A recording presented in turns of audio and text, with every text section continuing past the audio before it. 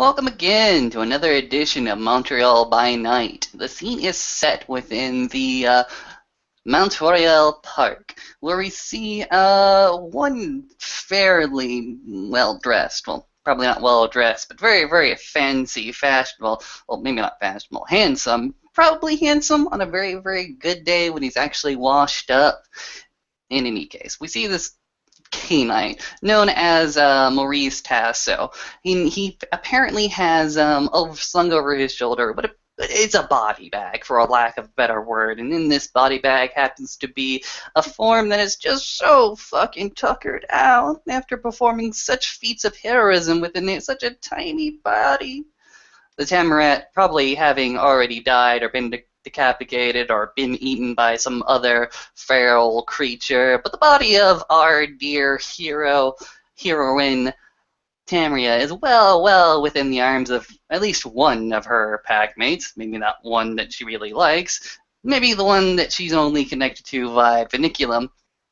But in any case, we see Maurice Tasso half carrying, half dragging sometimes when he just doesn't have the effort. Uh, Dragging this poor dead body along with him every so often. The cement or the pavement or whatever trail he's currently tracking is just a little bit too uneven, and poor unfortunate Tamrian there gets a little bit scuffed up every so often. Sometimes it's her knees, her legs, her feet. Sometimes something just hits her head just a little bit too hard, maybe. But in any case, Maurice continues to drag/carry this particular dead body until he's as far into the park that he knows, at least, that they are away from kind eyes. Don't need the cattle getting spooked, or more likely than not, Maurice has been tracking where Dahlia and Tamara happen to be when they go into day torpor. Maybe he's been successful or not. Doesn't really matter at this point, since good Tasso is going to go ahead and scream at the top of his lungs, "Miss Nurse! I found her!" I'm gonna have to say that you're gonna have to scream a couple more times before she'll hear you. You're still a bit of a distance away. Oh, you think that anything would stop this man from screaming and yelling? Go ahead. I'm gonna heighten my senses. I'm gonna activate my aspects and see what happens. She's Dahlia's not too far away from the haven, and she's kind of playing around with Algonquin while she's watering her flowers around the base of the haven, and she'll every once in a while grab a nice stone and huck it, and that's when Algonquin will go and grab it and bring it back, and every once in a while the stone will get just a little bigger, but that's what she'll be doing. And Maurice is going to continue yelling and screaming, I'm sure. Oh yeah, definitely. If you want a practical, dramatic demonstration of it, it'd go along the lines of, "Delilah, you lazy bitch! Ah, you called her Delilah. I should smack you. Stop calling her Delilah. Call her Dolly for short. Dolly, bitch, Dolly! I found her!" Okay, so you done called her a bitch. Mm-hmm. Okay, that's cool. All right, all right. So in that moment, so she will perk up and she will hear the bitch. She'll get a little agitated at that, and she'll look at Algonquin and go ahead and tell him to seek out that noise, that screaming, that person that's yelling in the middle of her fucking park right now.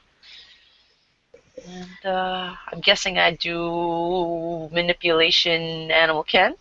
Yeah, if Yep. you want to. just to make sure that he does it. He's my boy. Gotta make sure he does well. And he does. Mm-hmm.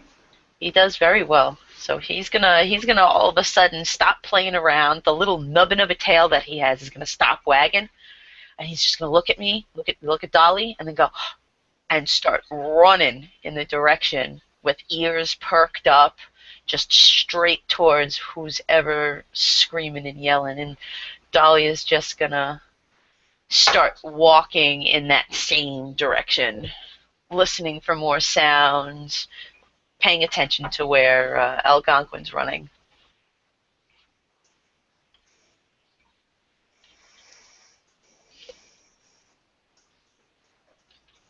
Sorry, I'm just. Mm-hmm. Awkward silence! The back starts kicking. Yeah. Because, for fuck's sake. Stop calling. You're waking me up.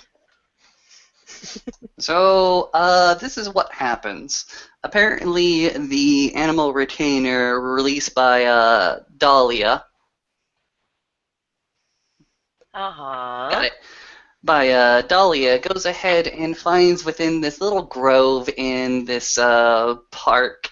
Actually, to describe the scene a little bit more, the night is kind of clear.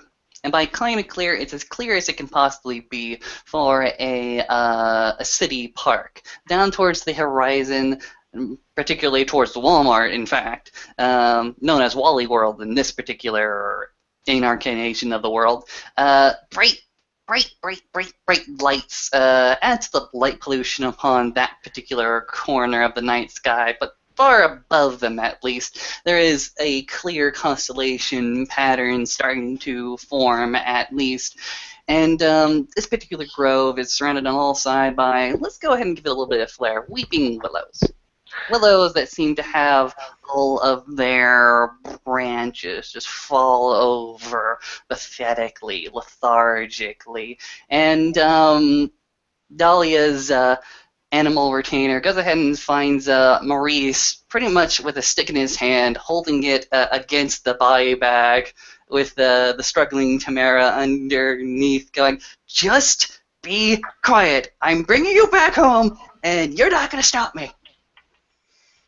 That's when Algonquin will come out from the willows and all the trees, and he'll go running towards Maurice quite quickly, because in every night that Tamara and Dahlia go to sleep with Algonquin is another night that Algonquin becomes more used to Tamara, and he's somewhat formed a bit of a bond for Tamara as well, and in smelling her and seeing the situation, and Algonquin being, quite a smart boy, he's going to run over and get down low and start jumping up at Maurice and barking, just to try to get you to, stop doing whatever it is that you're doing.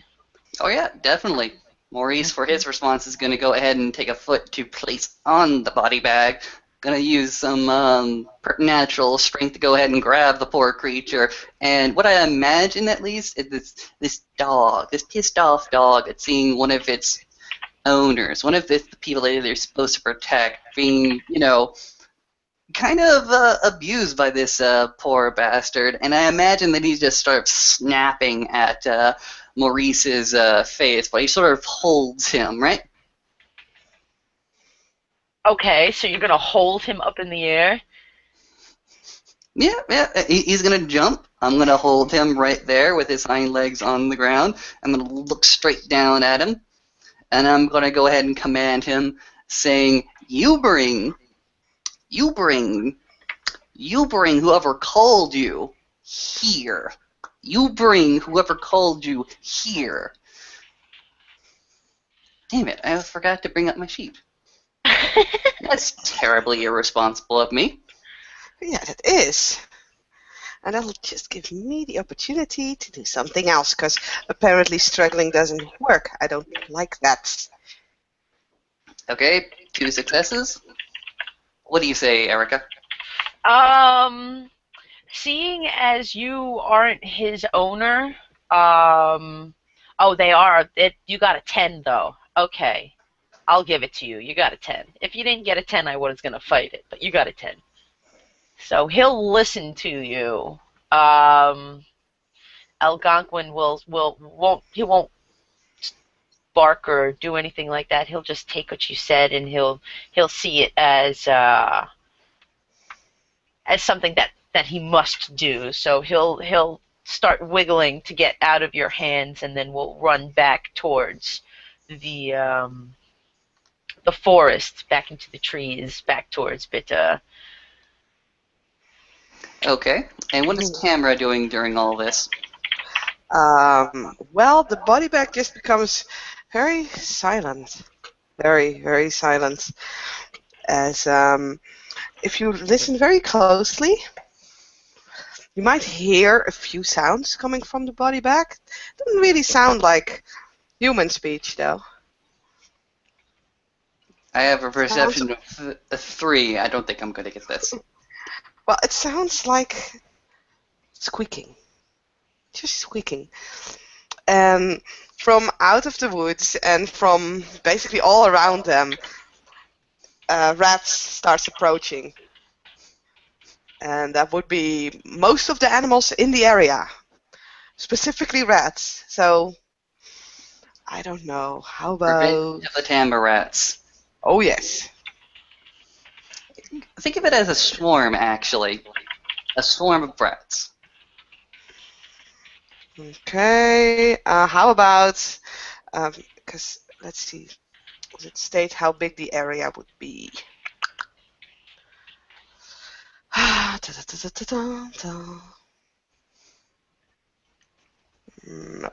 of course not.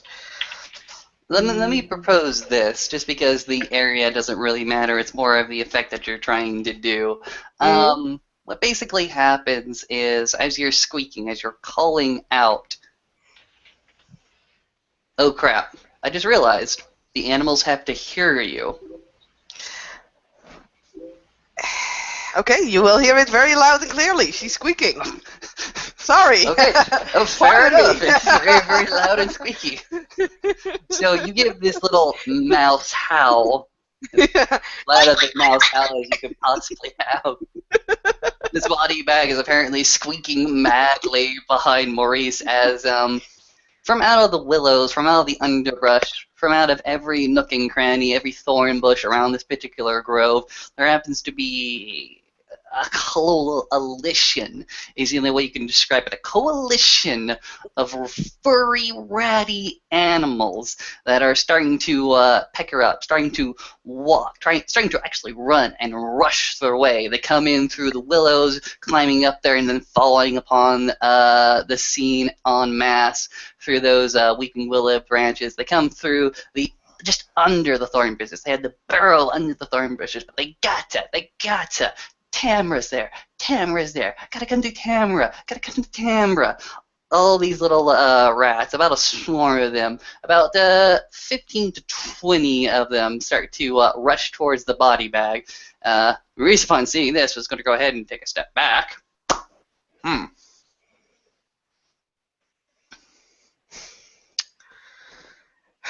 from out of the body bag, you can hear the muffled sound of Tamara and like, just fucking open the bag.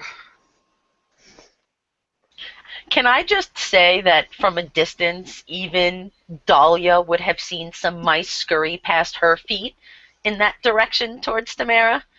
Of course. That'd be hilarious. Okay, so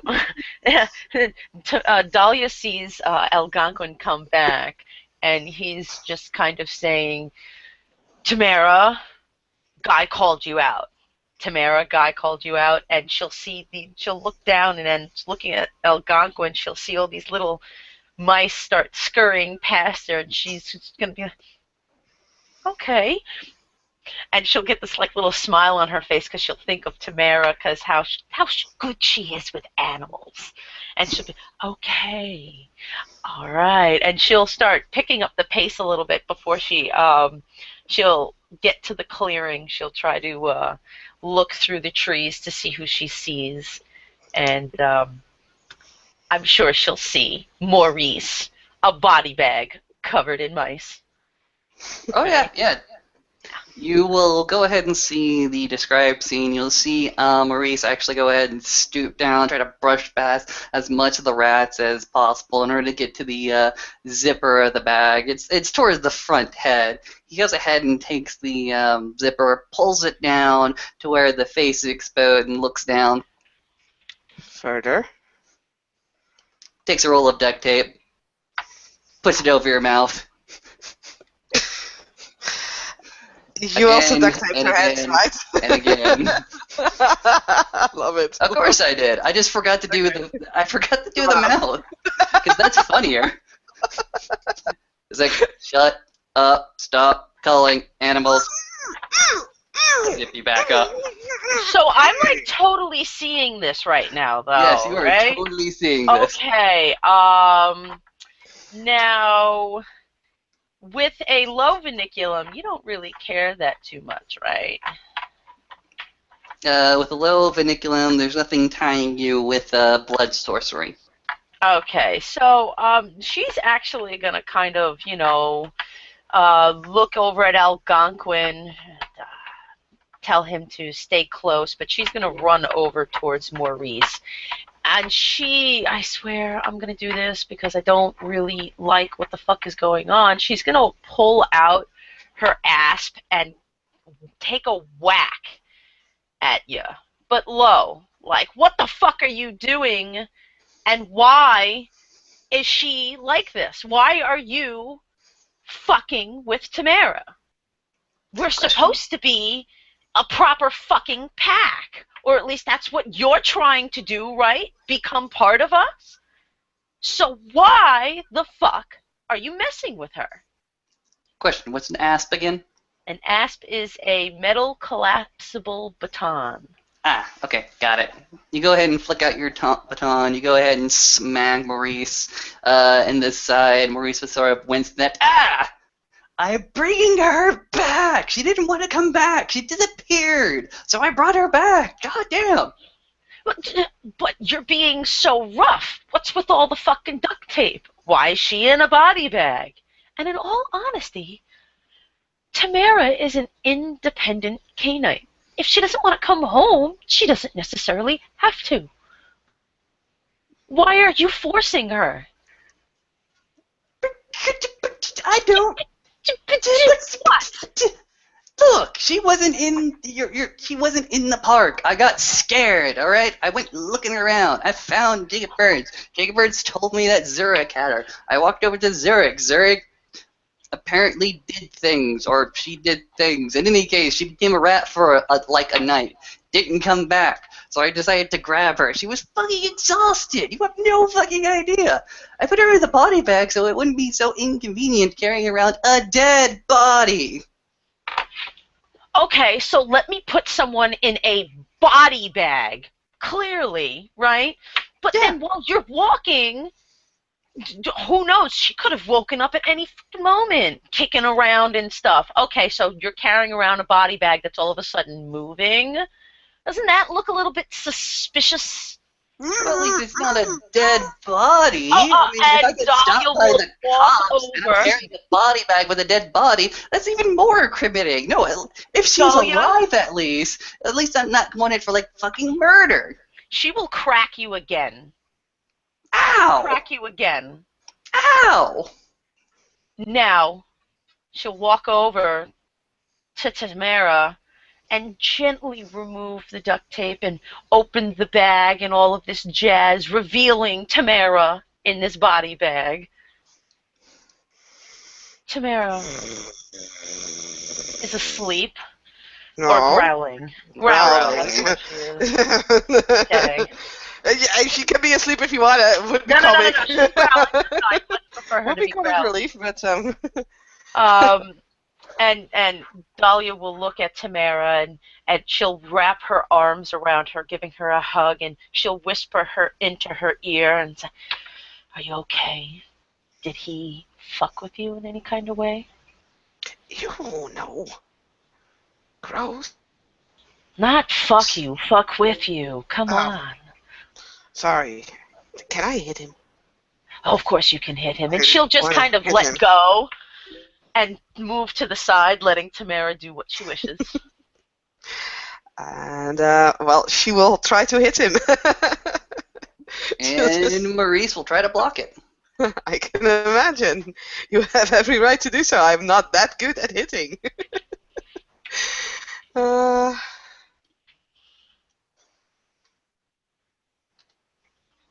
as I said, I'm not that good with hitting. 1, 2, 3, 4. You block perfectly fine. Tamara goes in for a strike, balling up her fist and going right at poor jackass Maurice's face. But Maurice just goes ahead and quite skillfully just goes ahead and does a swiping block, diverting it back to the ground. What the fuck were you doing? You were exhausted. You literally fell fucking asleep in front of like 4 different K-Knights. Lights out, crash to the ground. We were in a bar. Lights out, crash into a bar. Actually, Okay, wait. Okay, Yeah. all right. Let me get this whole fucking situation straight real quick, all right? And Dahlia will stand up, dust herself off. All right, so you, and she's looking at Tamara, you've been, out and about for a few days now, a few nights now, and I'm sure that you were doing something good. Now, before we get to where we are right now, where were you? What were you doing? He said that you were with Zarek. What were you doing? Well, Explain things to me. I wasn't with Zarek. Well, my body was with Zarek. I wasn't. Okay, where were you? I was taking out this office building. Oh, Megadon? Yeah, that one. one and the same. Beautiful. Okay, so that's definitely something to talk about. But okay, so you were staking out this Megadon, you got this information, and your body was with Zarek. Okay, where do you know where your body was specifically? Well, I didn't. Not when I went to sleep, but when I woke up, I know where I was. I was in a bed. I got out of the bed and I walked out of that house. There was this guy. I don't know. He was something like, "Are you hungry or something?" I'm hungry. She just looks at the rats. She just grabs one and just bites in it and sucks it dry and tosses. So you went out and you did this. You woke up. Where did we get to the point where you were passing out, falling asleep, where Maurice felt the need to have to take your body and bring you back to me? I followed Zarek's scent. I mean, that wasn't in the Haven. That was somewhere else. And then that was a bar. There was Zarek. That was Jacob Burns. There was 2 people that I didn't know yet. One guy named Lucian and a girl. Lucy and Scarlet, Scarlet. we met them Scarlet, yeah. earlier. We played games with them. Yes, I know Lucian and Scarlet. Yes. Well, those 2, they were new, to me at least. And this fucker. This idiot. Okay, so Maurice now. looks behind him. Yes, you're absolutely right. I was talking to the rats. Now, Yes, you fool! now we make it to the bar. There's all of these K-Knights around. Jacob, a good fellow. Zarek, another good fellow. Lucian and Scarlet, met them a couple times. They seem to be honorable in certain fashion. Definitely intriguing. And then Maurice. Don't trust them. Don't trust them. Scarlet is good. She's quite flexible, but Lucian, he's just all cold. I'm not even trusting you. I brought you back. It's the only thing I wanted to do. Okay. To bring me back? I just wanted to bring you back. You didn't need What? to. Why? Why did you feel the need to bring her back? Why does Maurice feel the need to bring Tamara back? Okay, what did Tamara do for Maurice to be like, I gotta bring her home? Okay, fine. I didn't really need to. I wanted to. I wanted to bring her back. I wanted to be a fucking hero, okay? Is that what you want to hear? Is that what you want to fucking hear? I wanted to bring her back and be the fucking hero of the night. Well, the bring hero the of fucking what? pack mate back. What's the point? My What's the fucking purpose of it? But just so you would know. So you would know. So there would be no more questions about whether or not I could be in the fucking pack. But if she did not need to be saved, what was this purpose or this thought of yours to think that you would be a hero for bringing her back to me? I was scared, okay? I hadn't seen her for like a few fucking days. I panicked. So you saw her, went, oh shit, I found Tamara. I found Tamara. I'm going to put her in a body bag, duct tape her, and bring her to my ductus. That's what you thought. I wanted to transport her and keep her safe and bring her back to you. Tamara, did he use any kind of abilities on you to knock you out, to make you fall asleep? No. And is he dragging you back here to me against your will? Well, I didn't really intend to leave the place. No, but I didn't really protest that hard, I guess. She was exhausted. Now, can we say this might have been what happened? Again, I do it again. Sorry. Tamara, after going and doing such arduous trek for Megadon, for this investigation that we've been all working so hard on, that in lieu of her doing all of that, she didn't get enough rest.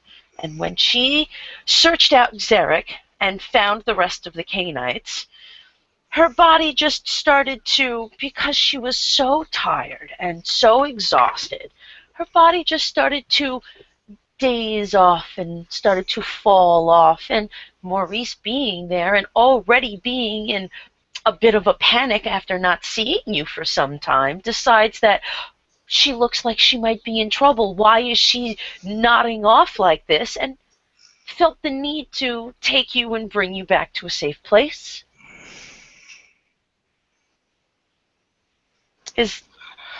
Maybe. It's a narrative I'll go with. Yeah, of course you would go with it. Because I get to be the fucking hero. Sure, you can be the fucking hero, but next time don't use fucking duct tape. Why am I saying that? I shouldn't be saying it. Maurice goes ahead and raises his hand and starts to do a stupid little march in a circle. Do, do, do. I'm the this thing.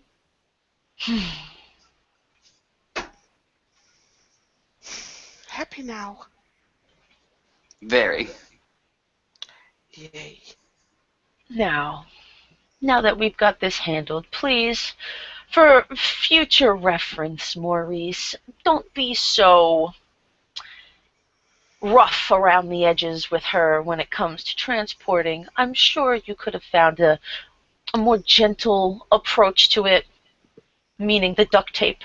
I mean, it's not that nice of a feeling to be duct taped.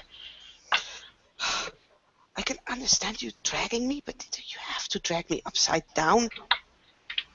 Sometimes the bag goes ahead and, moves around and I have to readjust. Yeah. No. I carried you both. No.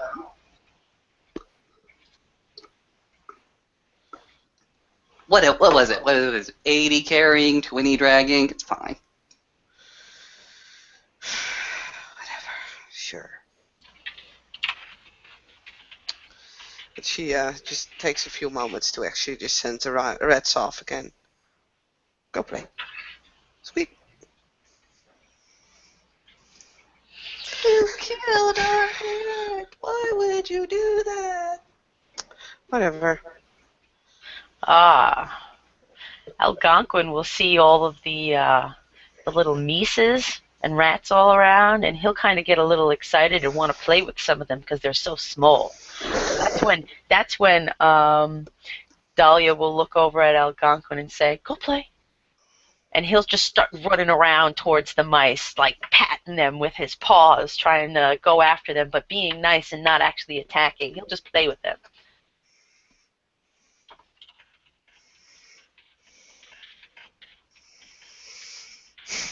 So, you got me back. Now what?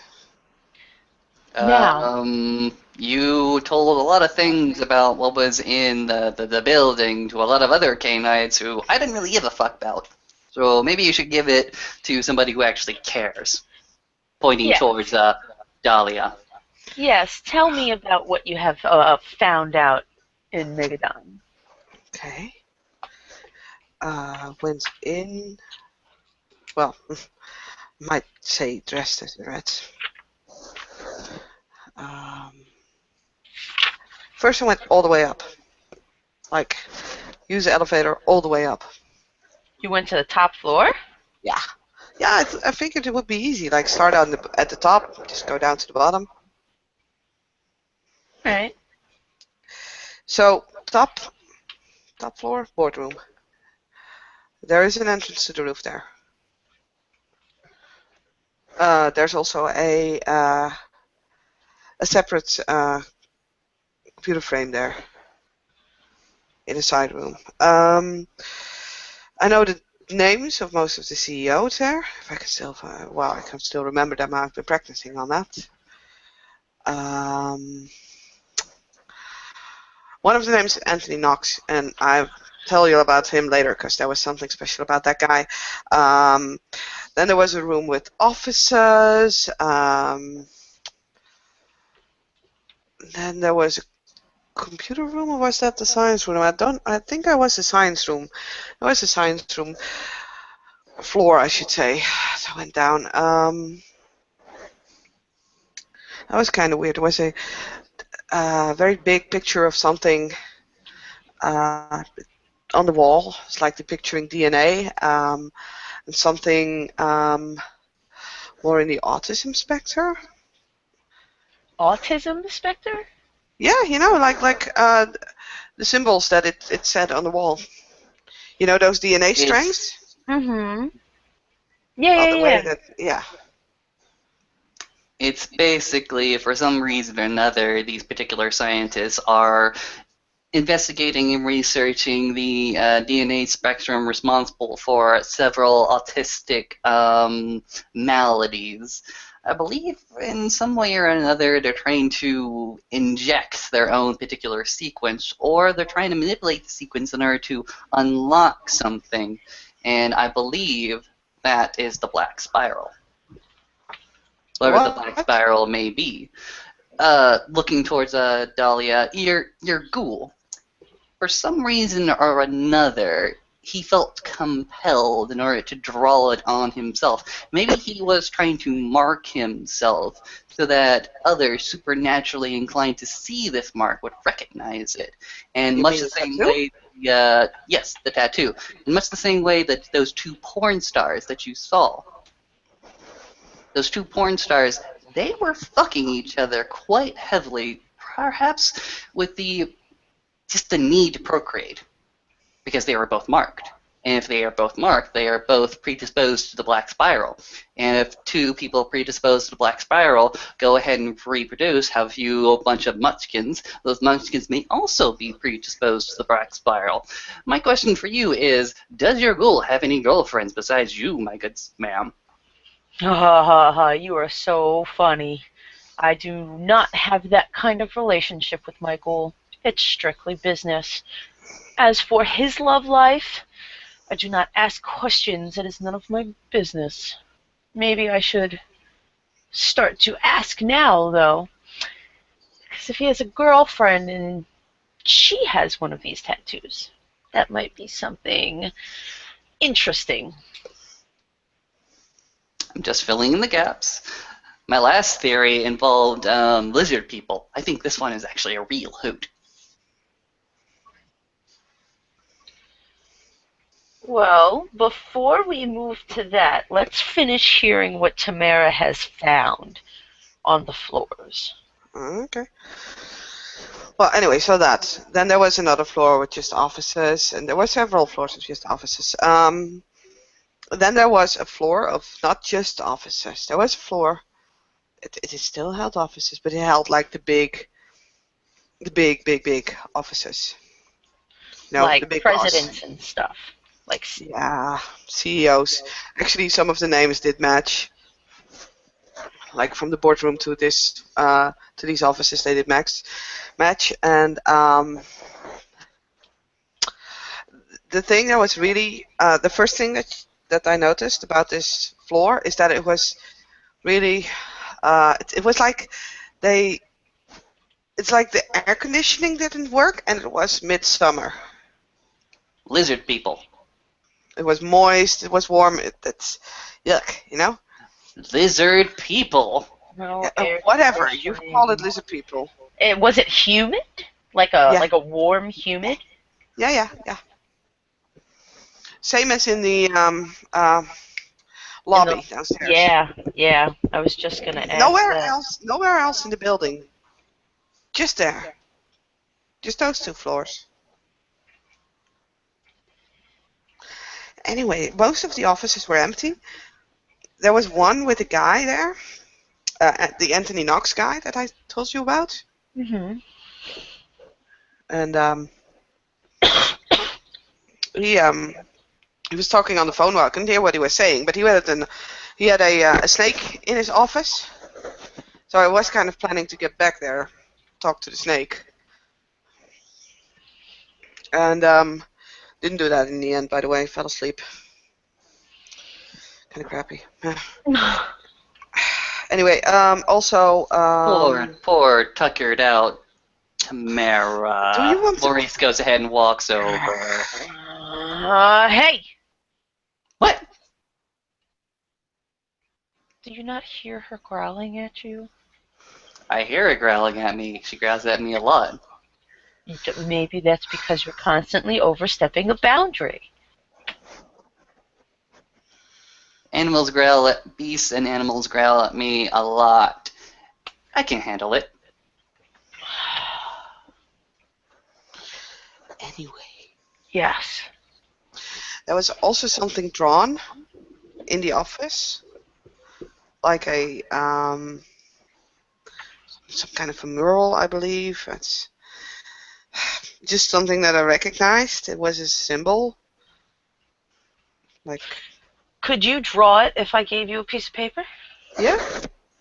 And she will reach into her little fanny pack, which she pretty much always has on her, and she will pull out a pen and paper and hand over her little notebook. There you go. Draw it for me. And Tamara will actually go sit down on the floor, on the ground. Just takes the book and bends over it, and just puts it on her knee, and starts sketching out the symbol as well as she can. She's not an artist, so I don't expect much of it. She then hands it back. There you go. And she'll take a look at it. What exactly is she looking at? Can you describe it for me? No, because I have no idea anymore. Okay. So she'll at least she has the actual drawing. I can Mhm. I can ask Jason what it was later. Yeah, please do. Yeah. And okay. That's very interesting. Yeah, as I said, I still wanted to talk to this snake, but you know what's a very funny fact? They're all lizard people? Yeah, and we're actually in a sci-fi movie. But We we're not are in a getting sci-fi paid. movie. I'm a parasite from the stars. I'm a star vampire. I drink people's fluids in order to get at the metachlorians inside their system to sustain myself. And I wish Kate Beckinsale was here to shoot you. Well, we have a Anyway, Dahlia over here. do you ever not shut up? I don't think he really does. I Oh, can't. It's like word diarrhea. I suffer from this condition. I've suffered from it all my life. Usually my doctor would just go ahead and beat me into submission. I know a And way. I know a way. I know a way to help you solve all your problems. Mm-hmm.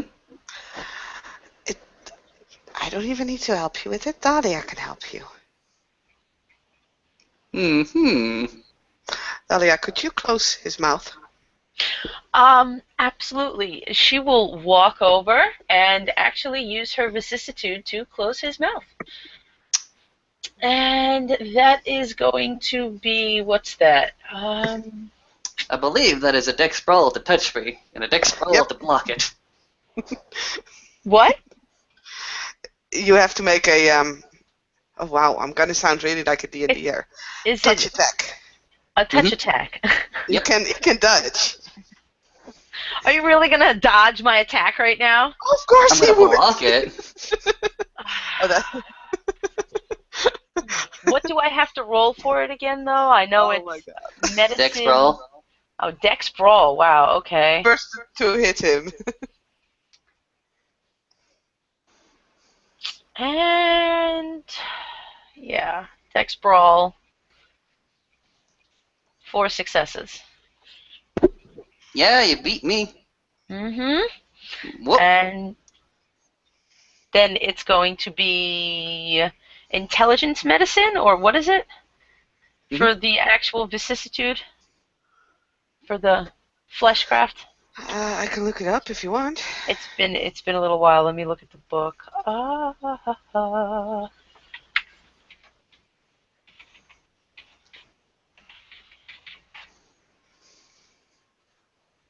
Mm,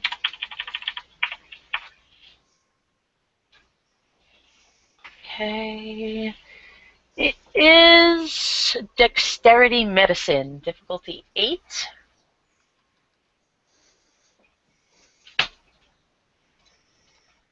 Dex 2, 3, 4, 5. 2 successes. Your mouth is closed. You go ahead and you definitely squeeze and maneuver your very, very skilled flesh crafting fingers away from Maurice's fan slap away, and you just go ahead and rub your thumb right across his lips, sealing it. Actually, this is what you do, if you don't mind a little bit of a liberty. Go for it. Have some fun. What you do is, in your hand, hidden this entire time, have to be a long bit of steel wire, in fact, if you don't mind. Oh, okay. You go ahead and, maneuvering the steel wire around Maurice's block, you go ahead and puncture that very, very first 2 holes above on his upper and his lower lip. And Maurice, for his part, is too confuzzled to realize what's going on. As you go ahead and puncture again and again and again a few very, very key places using your natural knowledge of medicine and your flesh crafting ability to go ahead and not only sew his mouth shut, but also wield it shut underneath the wire. Okay, so now you've got almost this like wire mouth effect going on. Pretty much. I can dig it. Maurice at this moment is going to go ahead and slap you back. He was more confuzzled with what you were actually doing and just started Out of character, real quick. I just saw what you wrote, Saucy, and I wish I would have seen that before I did it because that would have been hilarious. I know, right? Oh, but I missed it, and we did that anyway. So It's fine. now Maurice is standing there with a metal wire stitched vicissitude welded mouth closed. Yep. Well, You can see that he's currently holding his hands over his mouth, going very, very stifled screaming coming from over here. I think it's safe to say that if you just shut up, well, you actually made a fucking proposal of me saying everything that I saw to Dahlia in your fucking presence. Fuck, I say that again. Oh, I say it again. Weird. So, if you would shut up while I'm talking, then I'm pretty sure that Dahlia will be very nice, and she will give you back your lips when You can I'm already done. see that Maurice is digging something from his pocket. Looks like a pocket knife. Okay, so Yeah, I'm gonna. Dahlia's gonna grab the belt from around her waist. She's gonna look at Tamara, and she's gonna first, before I even do that, because I don't know if Jason's gonna want me to roll a perception awareness, alertness. I'm gonna see if I notice you I like think so, rumbling yes. And around. I think this also might be appropriate for actually Okay. initiative. I'll go ahead and do a larceny check on myself so that you guys can't see that I have pulled a knife on myself. If you guys don't mind that. No, not at all. You thought of it. Oh, 4 successes. and So she's gonna. Dahlia doesn't see, Nope. but Tamria, with her very, very precise vision, notices that while Maurice is sort of in a huddled position, he's actually squatting down on the ground. He apparently has his hand over his mouth. Tamara notices that Maurice is withdrawing something from his pocket. Yeah. I'm just gonna pounce him. You want to bounce me? Okay, fair enough. I'll pounce you. I'm just gonna sit on top of you while I make the rest of my story. Not gonna. You are Maurice is not going to fight this. He just has his hand in his pocket. He's crouched down. You can basically just sit on him if you want to. I Oh, she's imagine just gonna push Tamara. him over. If Okay, he's you push crouched him down, over. she's just gonna push him over against his forehead so that he will topple on his back, and then she'll just sit on his chest, and the hand that's in his pocket, she'll just put her foot on, Okay, kind of fair putting enough. pressure on it. Description of the actions. Ah. So, as I was saying, where was I? Right. So, something interesting is that the office, the temperature, and the entire atmosphere in the office and in the lobby actually had the exact right temperature for the snakes. So, she just pats Maurice's head. He might actually be right when he says something about lizard men. I don't know if they exist. I never thought we exist, but we do. Well, anyway, the story gets on because this wasn't the weirdest thing. There was, later on, when I was going down, there was a floor that was under construction. So I went in there, and it was it was under construction, and there was like uh, there were rats scurrying around, and they were eating something. They were eating meat. I don't know exactly what kind of meat it was. It was white meat that I could tell because I managed to grab a piece, but it was really dark, so I couldn't really see anything. Not through the rat's eyes. Could have if I could have used my own, but I'm not using my own. Anyway, so white meat tasted something like chicken. That's all I found out about the meat. It was kind of weird, but well. And then there was two other floors that were very interesting. One floor that was like I was looking in a hallway, and they were like everywhere in the offices and everything. There were these glass doors that I just couldn't go through because they were motion.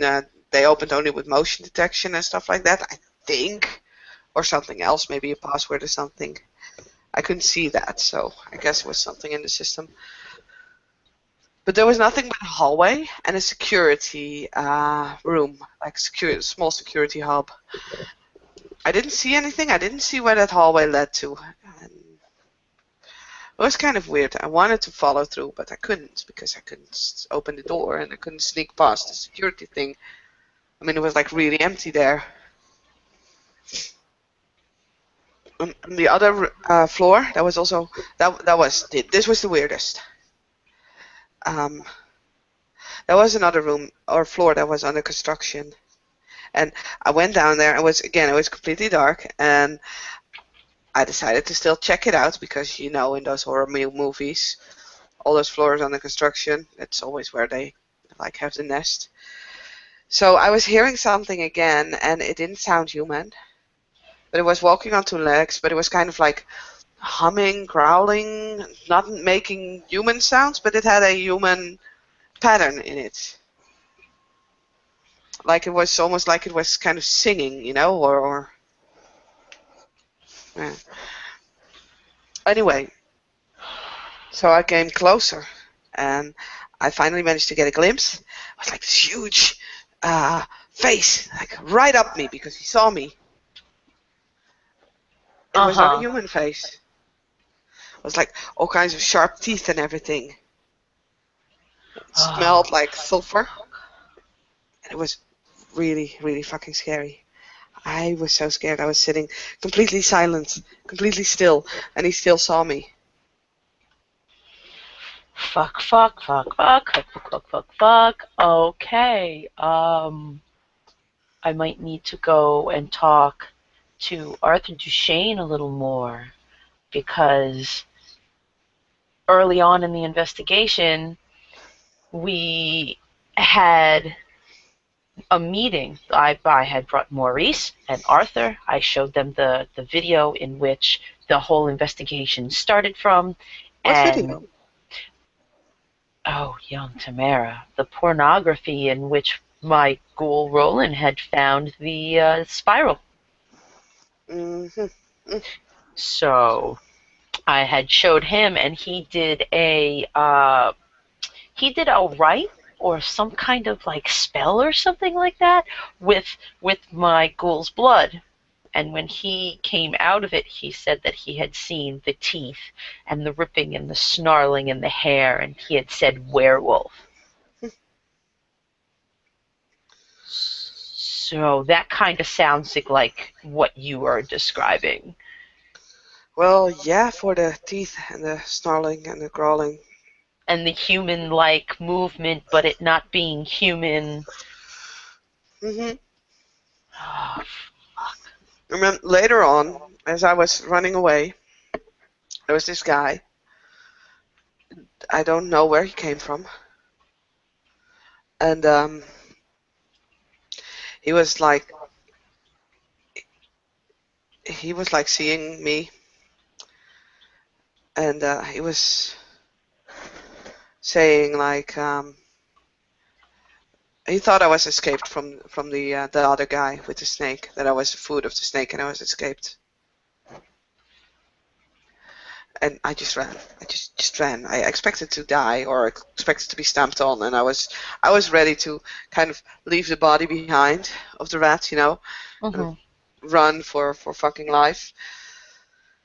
But I didn't want to give up entirely yet because I know people. I mean, I know Jacob Burns has been doing a lot of effort, and so I just ran. I was like, I'll see if he follows me. He didn't follow me.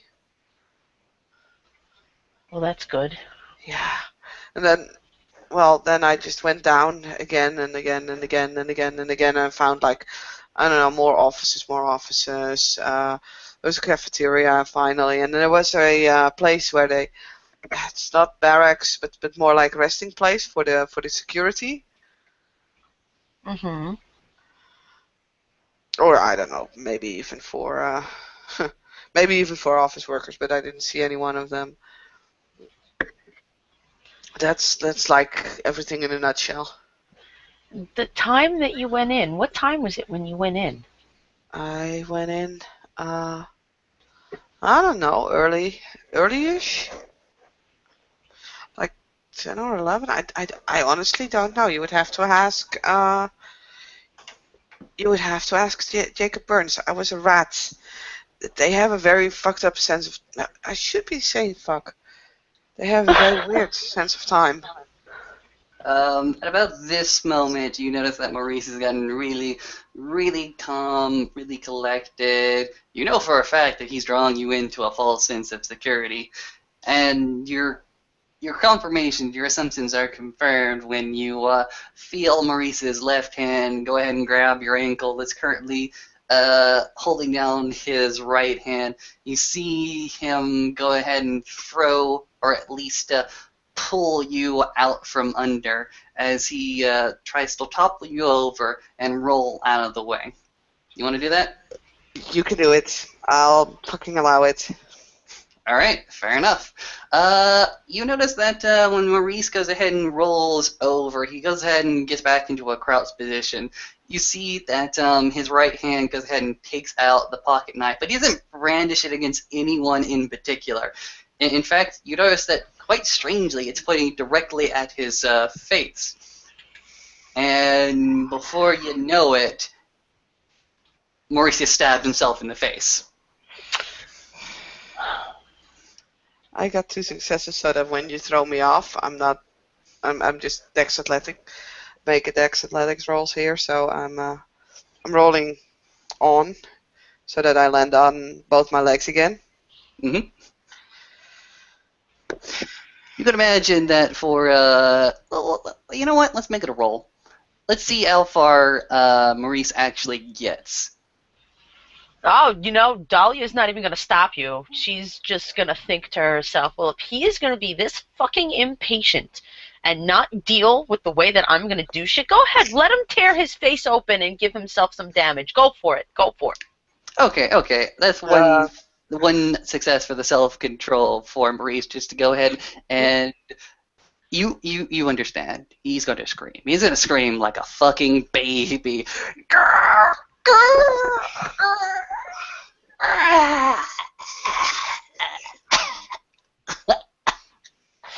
He's coughing, he's spitting blood, he turns back to you. Yeah, he's fucked up his face.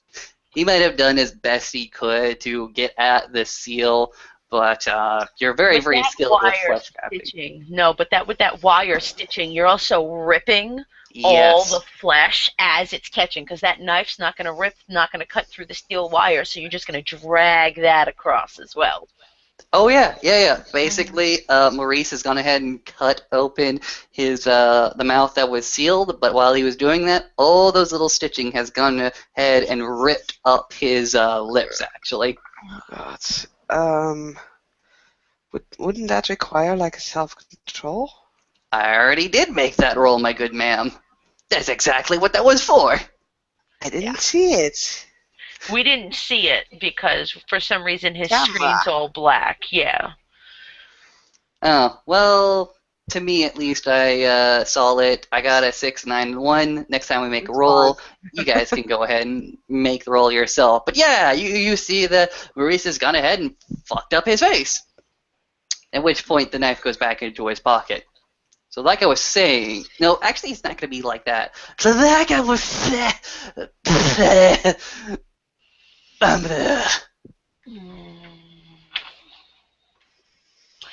You did this to yourself, Maurice. Continue. Lizard people. Also, totally fucking gangrel in there. Tortured constantly. Be more beast than man. We need to rescue that poor creature. Rescue a werewolf. Not werewolf, gangrel. Who's a gangrel? Whatever Tamria saw. You think so? What makes you say it was a gangrel? Well, it's a humanoid. It's got many bestial features. It makes more sense to be a fairly frenzied and tortured feral gangrel than it is to think that there was an entirely different subspecies of creatures in the dark. Well, actually, scratch that. My friend Dan once took down a werewolf with a shotgun. But every time I tell that story, it gets a little bit more ridiculous. It involves flipping over cars at one point. I do agree that it wouldn't really make sense that there would be one werewolf in a building. But then also, if someone is frenzying, I mean, there was a human in the same place and he was talking. Shouldn't they be attacking me? Or should the gangrel not attack him? I mean, he wasn't captured. If someone keeps frenzying like that, they would have murdered the entire building by now. Explain the condition of our erstwhile friend. He was just fucking walking around? Well, it was in a on a floor that was like under construction, or at least they said it was under construction. It was completely dark, but hey, no offense, that doesn't really bother. That doesn't really bother us. So, and I could just walk in there easily. There was no protection. Just because you've seen only one doesn't mean that there aren't more.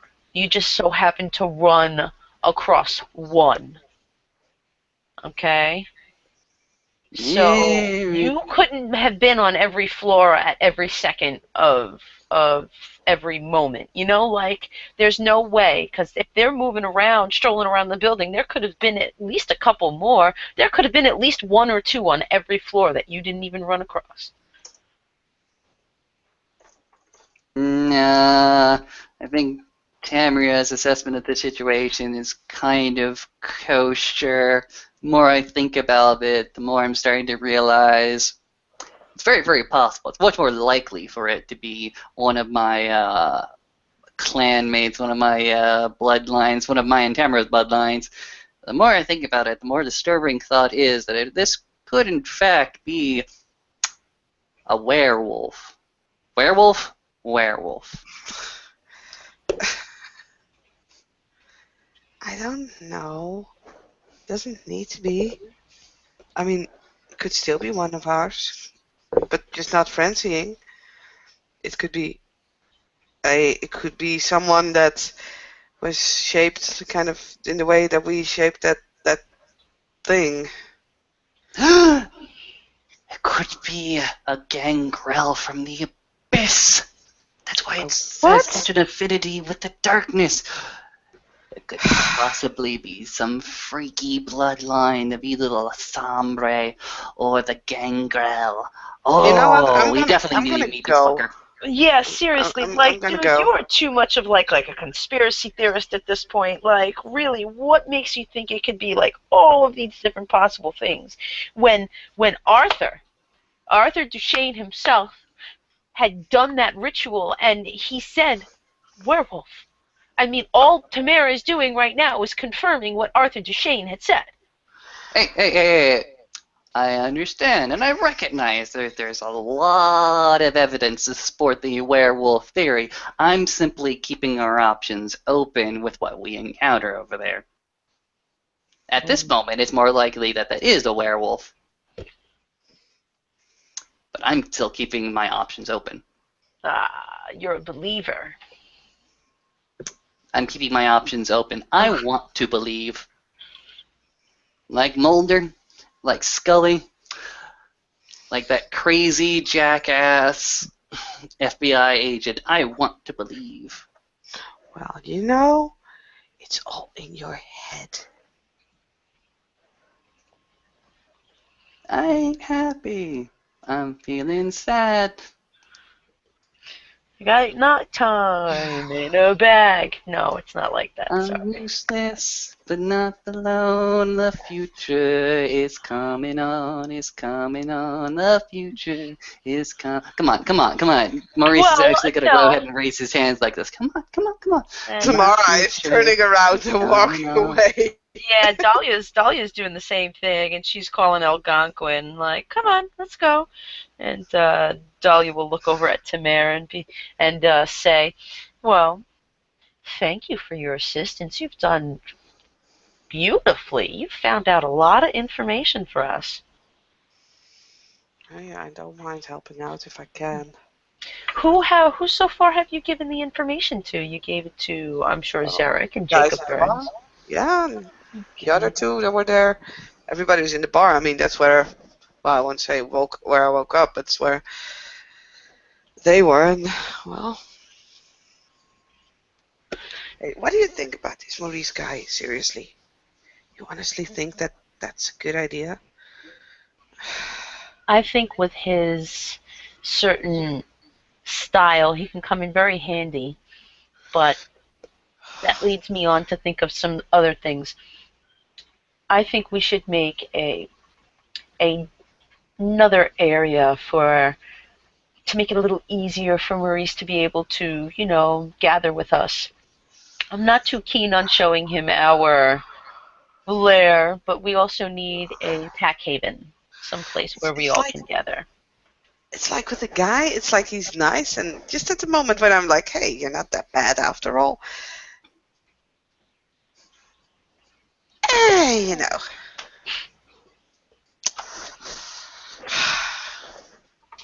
I'm sure we'll both grow on him quite easily, and he'll get used to us, and we will get used to him. Again, I see Well, potential in him. okay, but can we just, because I have the feeling that this is definitely not working out because he's keep trying to impress, and his impressions are gonna kill me.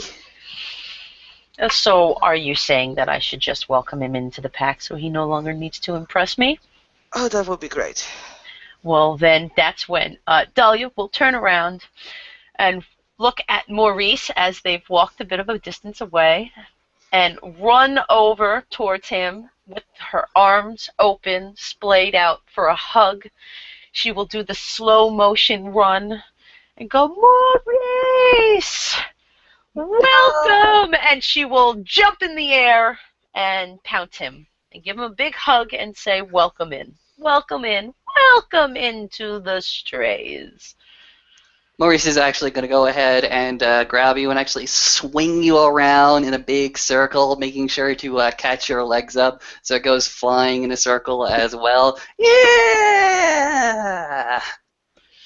Now, your first duty for me is to find us a communal haven, someplace where we can all go and meet and talk and have pack stuff and do pack things and be a pack. Can you do that for me? Is that all the specifications that you need? Uh-oh. Why does that worry me when you say something like that? Because I could think of a lot of different places I could convert like that. I would like for it to stay in the park. I would like for it to stay on our territory. And you cannot choose the first thing. You have to bring it up to us. And we will choose as a pack whether it is good enough. Sort of truck. Yeah, fair enough. Good. Then she will let go and start walking back towards Tamara. And if anybody else has anything to do, we'll do it. If not, I'm going to say we'll send Maurice out and the other two will go back and we'll call it a scene. Wait. 1 second. Yeah. 1 second. Maurice will go ahead and his head is full of all these different ideas. The fact that he no longer has to act like a jackass very long, and the fact that he's actually been accepted to one particular pack in Montreal. And what he does is he simply goes ahead and as he's walking off, as he's trying to scout out for these new havens, pack havens, whatever, he just goes ahead and raises one fist to the sky and simply say, "Don't you forget about me. Don't you." As you walk on by.